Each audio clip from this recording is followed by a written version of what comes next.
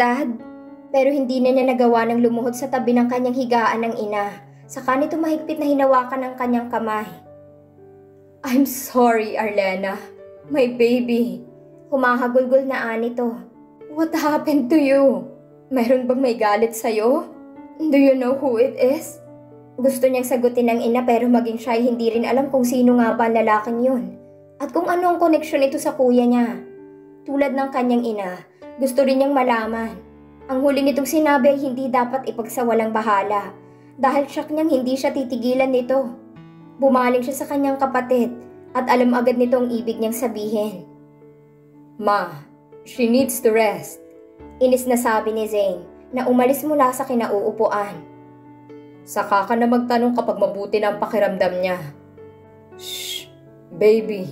Pag-aalo ng kanyang ama na umupo sa gilid ng kanyang higaan kung saan naupo kanina ang kuya niya. Kailangan mo magpalakas. Mag-uusap tayo paglabas mo, okay? Tumangulang siya. Ilang oras ring nanatili ang kanyang mga magulang bago magising ang kanyang mga anak na naghahanap ng makakain. Kaya lumabas ang mga ito kasama sina Brenda at ng kanyang ina na noon pa lamang makakasama ang mga anak. Tahimik lang ang kanyang ama habang mahigpit ang hawak sa kanyang kamay. Mahina nitong tinatapik ang likuran ng kanyang palad. Binigyan siya nito ng ngiting katiyakan na magiging maayos ang lahat.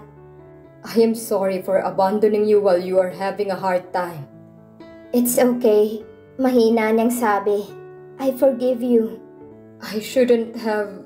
Sinubukan ng kanyang ama na dagdagan pa ang sasabihin. Pero nangibabaw ang emosyon nito, kasabay ng pagtulo ng mga luha. Nag-iisa ka lamang sa buhay namin ng mami mo.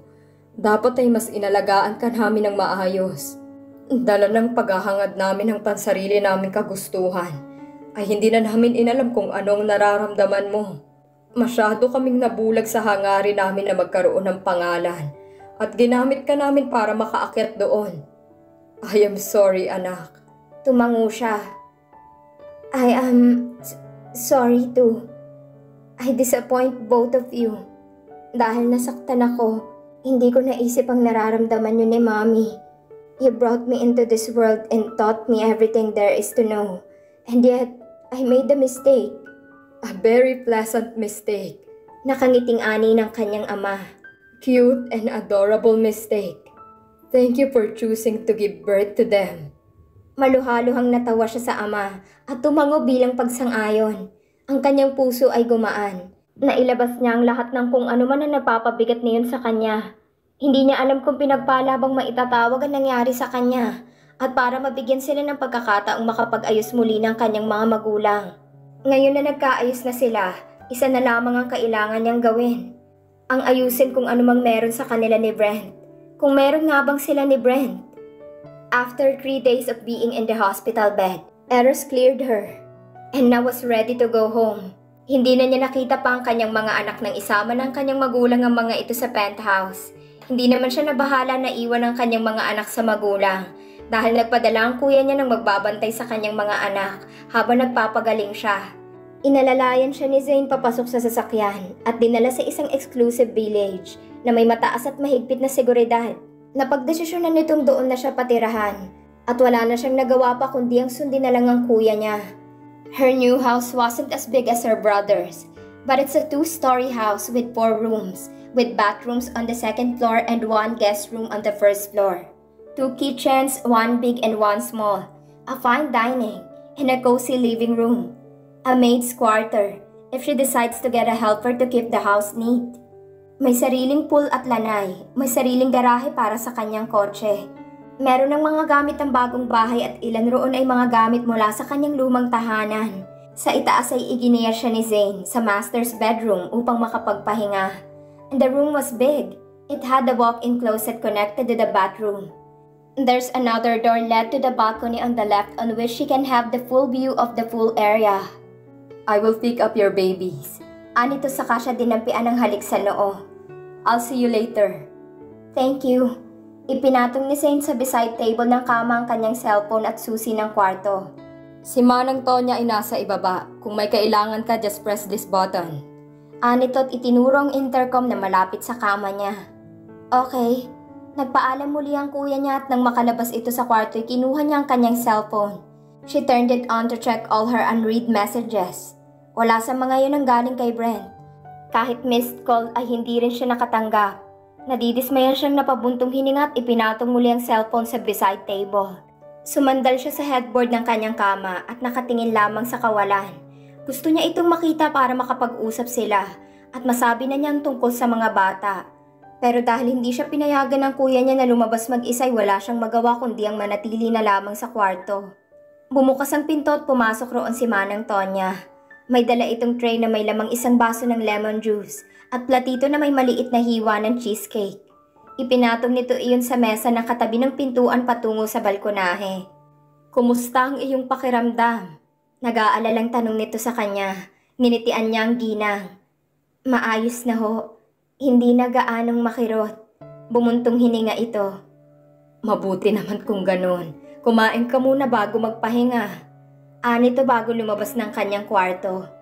Tumungo na lamang siya sa mesa upang kainin ang ibinigay ni Manang Tonya. Napapangiwi siya sa kirot na nararamdaman sa kanyang tagiliran sa bawat galaw na kanyang gagawin. Pagkatapos niyon ay nahiga siya sa kama at hindi naman nagtagal nang dalawin siya ng antok. Madilim na nang makabalik ang kuya niya. Kasama na nito ang kanyang dalawang anak at si Brenda na siyang daladalang ibang mga gamit ng kanyang mga anak. Nasa ibaba siya nang marinig niya ang paghinto ng sasakyan ng kuya niya at hindi nakaligtas sa kanyang sermon ni Brenda. "Dapat ay nagpapahinga ka."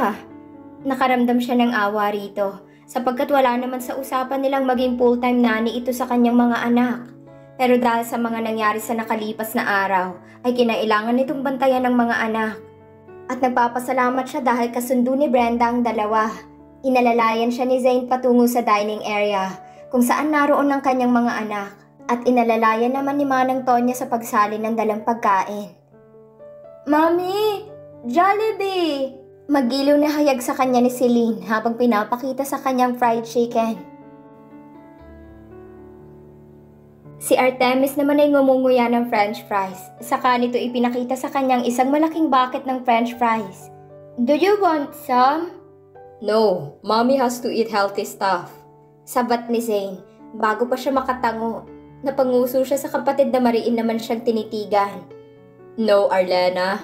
Doctor's order. Eat healthy food." "Isang price lang?" "No." She sighed in defeat. Nang makaupo siya sa upuan ay tinulungan nito si Brenda patungo sa ikalawang palapag para dalhin ang mga gamit ng kanyang mga anak. Bumaba si Brenda pagkatapos at umupo sa tabi niya. "Kamustang pakiramdam? Hindi na ba masakit?" "Makirot pa, pero kaya pa naman," aniya. "Ikaw, kamusta? Hindi ka ba nahihirapan sa mga anak ko?" Umiling ito. Walang bakas ng pagod sa muka. "Alam mo, sa lahat ng inalagaan ko, ang mga anak mo yata ang pinakamagaang alagaan. Sobrang babait, nakikinig." Balita ni Brenda sa kanya. Nakangiting bumaling siya sa kanyang mga anak. Hindi na siya nagulat pa sa disiplina at babait na pag-uugali ng kanyang mga anak. Ibang-iba sa karamihang problema ng mga tulad niyang ina. Si Artemis, bilang nakatatanda sa dalawa ay siyang mas mature ang pag-iisip at nakakaintindi sa lahat ng bagay. Habang si Celine naman ay may kaunting pagka-rebellion bago sumunod. Kinuha ni Brenda ang kanyang atensyon. Ang mga mata nito ay seryosong nakapako sa kanya. Nababasa niyang pag-aalangan rito at nagtatalo kung magsasalita nga ba o hindi. "May problema ba?" Kunot noon niyang tanong. Bago pa man ito makapagsalita ay bumaba si Zane. Dala nito ang kanyang cellphone na nagbabibrate. "He is calling you." Gumagalaw ang panganga nito. "Who?" "Brent Tocson." Ingos nito. Huminto pa ng dalian ang pagtibok ng kanyang puso. Magkahalong kaba at pagkasabik ang kanyang nararamdaman sa mga oras na yun. It's been a week since she last saw him. A week of torture for her, even though she is in coma for 2 days. Lalo na't alam niyang nasa ospital na rin ito. At araw-araw na sinusubukan siyang dalawin. Napalunok siya at pigil ang hininga na sinagot ang tawag ni Brent. Inilagay niya yun sa kanyang tenga at hindi kumibo. Hinintay niyang magsalita ito mula sa kabilang linya. Maliban sa malalim nitong paghinga at maliliit na ingay sa paligid nito ay wala na siyang narinig pa. "Hey." His voice broke. Dinig niya ang panginginig ng boses nito mula sa linya at hindi niya alam kung bakit. Pero ang boses nito ay nagbigay ng sigla sa malungkot niyang puso. How are you? Kinagat niya ang kanyang ibabang labi upang pigilang maluha. I am okay. Good. Pwede ba tayong mag-usap? Nag-uusap na tayo. No, in person. There is something I want to confirm with you. Tumango siya kahit na hindi naman ito siya nakikita. Humugot siya ng mahabang hininga, saka iyon ibinuga. Meron rin akong sasabihin sa'yo. I'll see you in 2 days, maybe? Okay, see you in 2 days. Anito bago niya ibinaba ang tawag. Bumaling siya sa kanyang kapatid na matiim ang tingin sa kanya. Maging si Brenda ay may pag-aalala sa muka. Sigurado ka na ba? Tumango siya. It's time. Sinalubong ni Arlena ang kanyang mga kaibigan mula sa gate ng kanyang bahay. Ang mga ito ay may bitbit na pagkain at alak na nanunod yung ipinakita sa kanya. She sighed in disappointment. I can't eat junk food and drink. Gosh, irap sa hanging ani Clara na alam niyang kakatapos lamang sa trabaho. Ang KJ mo. Sorry, doctor's order. Malakas naman na siya at naghihilom na ang kanyang sugat. Pero ayon kay Eros ay iwasan muna niyang mga pagkain na hindi nito inabiso sa kanya upang mas mapadali ang kanyang paggaling. Sabay siyang niyakap ni Sofia at Denise. Ngunit hindi gaanong mahigpit dahil na rin sa sitwasyon niya. We missed you, girl. Sambit ni Sofia. Miss ko rin kayo. Nagtungo sila sa lanay kung saan nila kinalat ang mga dalang pagkain sa mesa. Si Manang Tonya ay dinalhan siya ng sariling pagkain at maiinom dahil alam nitong bawal sa kanyang mga pagkain dinala ng mga kaibigan. Si Sofia at Denise ay naupo sa mahabang sofa habang si Clara naman ay nasa duyan at inihiga ang sarili. Siya ay naupo na sa pang-isahang sofa katabi ng table kung saan iniwan ni Manang Tonya ang kanyang pagkain. Nagkwentuhan sila buong gabi. Naunang nagkwento si Clara sa mga magagandang nangyari sa buhay nito at trabaho. At mukhang sa buhay pag-ibig ay wala pang nagtatagumpay na makakuha sa matamis nitong oo. Trabaho muna, sabi lang nito sa kabumaling kay Sofia na may tuksong tingin. Let's ask our girl Sofia here about her love life instead. Si Sofia na natigilan ay biglang namula. Pinandilatan nito si Clara pero dahil curious siya sa buhay nito ay pati siya ay tinukso na rin ng kaibigan. Napabuntong hininga na lamang ito. I met a guy. He calls himself Carrie. Carrie? They all laughed. What a weird name for a guy. Shut it. Suway ni Sofia na halatang nainsulto sa kanilang pagtawa. He's a great guy.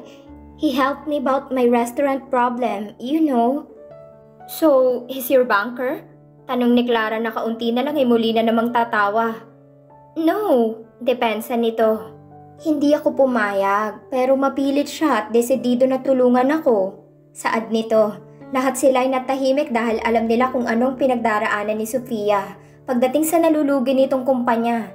At dahil sa maging sila ay hirap rin sa buhay, ay hindi nila ito matulungan. The thing is, he is a nice guy. Well, he better be, sikmat ni Clara. Because I am tired seeing you cut your hair every time you break up with your exes. Sofia shrugged and smiled. Hindi ko alam. Something about him makes me feel me. I feel like I'd meet him before though. Hindi ko lang maalala kung saan. This scary guy.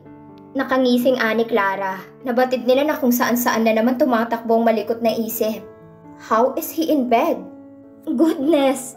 Natatarantang aniya. Saka nilingon ng dining table upang alamin kung naroon ang kanyang mga anak. Hindi na siya nagugulat sa walang habas na bibig ng kaibigan, pero ayaw niyang marinig ng mga anak niyang sinabi nito dahil hindi siya patatahimikin ang kanyang konsensya kung magtanong sa kanya si Celine. He's great, natatawang sagot ni Sofia na mas dumoble ang pula ng mukha nito. He treats me like I am the only woman in this world. Siguraduhin niya lang, sabat naman ni Denise at dahil doon ay dito na natuon ang kanilang atensyon. Tulad ng inaasahan na si Clara na naman ang nagtanong. Pero ang tanong nito hindi niya inaasahan at labis niyang ikinagulat. So, what is the score between you and Zane? Umawang ang kanyang labi at halatang walang alam sa namagitan sa kuya niya at kay Denise. It's not like she is against it or whatever is there between them. But considering her brother's work and a single father, She can't help but worry about her friend. What do you mean? Kung saan-saan ang tingin ni Denise at hindi dumako sa gawin niya. We are just friends. Liar, sumbat ni Clara na ikinatawa naman ni Sofia. I saw him kiss you. Aksidente lang yun. Depensa ni Denise, pero hindi nito na itago ang nangangamatis na mukha hanggang sa leeg at tenga nito. Wow ha, sa akin ka pa talaga magde-deny? Namamanghang ani Clara na ayaw bitawan ng usapan. Aksidente ba na matatawag yung nakapulupot ang kamay nyo sa isa't isa at nag-iispadahan ng mga dila nyo? Kung hindi lang kayo nasa ospital baka nakahubad ka na nun. Since when? Tanong niya kay Denise na nag-aalangang bumaling sa kanya. Alam niyang kilala ni Denise ang kuya niya. At kahit kilala ng kuya niya si Denise, ay hindi ito nagka-interes sa kaibigan dahil karelasyon nito ang dating asawa. Si Denise ay hindi rin nagka-interes sa kuya niya dahil sa may karelasyon rin ito noon. Kaya naman katakataka na malaman niyang nagkakamabutihan ng dalawa. You know, I am a journalist who covers businesses and elites for magazines and tabloids. We met here and there. Have you had... Oh, hell no, Arlena. Kaagad na depensa ni Denise. Alam kong sitwasyon ng kapatid mo at ayokong pumasok sa relasyon na walang kasiguraduhan. We kissed, yes. We did dates, but that's it. May anak siya. Okay lang ba sa'yo? We haven't talked about relationships just yet. Matamang saad ni Denise. Tumango siya, pero naroon pa rin ang pag-aalala sa kanya para sa dalawa. Si Denise na hindi alam kung ano ang tunay na pagkatao ng kuya niya at sa kuya niya na baka masaktan ulit sa pangalawang pagkakataon. Walang salita na namutawi sa kanila. Lahat sila'y natahimik lamang at kinakapa ang isa't isa. Pero bilang si Clara na hindi marunong magtiis sa katahimikan sa pagitan nila, ay sa kanya na napuntang usapan. So let's talk about Brent. We talked last night, sagot niya. Magkikita kami sa susunod na araw. And? Umaasang tanong ni Sofia. I think it's time for him to know about the twins. Are you sure that's a good idea? Tanong ni Clara. Ang kaninang pabirong ekspresyon niya ay naging seryoso. Hindi naman ako against sa plano mo. Pero 3 taon, Arlena, the fact that he asked you about 2 and you denied it. I'm aware of the consequences of my action. If he wants to sue me, I am ready. Kapag sinumbatan niya ako, tatanggapin ko. But what if he wants a full custody of the kids? I will have my lawyer sort out a custody agreement. He may be mad at me, but he couldn't take away my right as a parent. Saad niya. Kahapon ay nag-usap sila ng kuya niya tungkol sa posibilidad na iyon. Kaya naman tinawagan nito si Roxanne Herrera upang tulungan siya sa kanyang problema at pumayag naman ito kaagad. Kung sakali mang umabot sila sa ganoong sitwasyon, ay handa niyang ilaban ang karapatan niya. Hindi siya papayag na kunin ni Brent ang karapatan niya dahil lang sa 3 taong pagtago niya sa kanyang sekreto. Pero umaasa pa rin siya na sana ay hindi sila umabot sa ganoon at mapag-usapan nila ng maayos ang lahat. Kung hindi man nila kayang ayusin ang sa kanila, ay para na lang sa kanilang mga anak. They can co-parents and be civil with each other in front of the kids. At paano kung itanggi niya ang mga anak mo? Tanong muli ni Clara. Then I can raise them on my own, without his support. I don't care. Gusto ko lang ipaalam ang lihim ko, parang ganun ay makamove on na ako, sabi niya. Kahit na masakit ay tatanggapin niya kung anong magiging resulta ng kanilang pagkikita. Hindi maalis ang tingin ni Brent kay Clara habang nasa meeting room sila kung saan naganap ang pirmahan ng kontrata. Hindi ito makatingin ng diretso sa kanya at tanging ang kanyang mga pinsan at si Donna lamang ang kinakausap. Umabot ng 30 minuto ang kanilang meeting bago tuluyang mapirmahan ni Clara ang kontrata. Ito na ngayon ang bagong mukha ng kanilang brand at umaasa siyang magtatagal ang kanilang relasyon.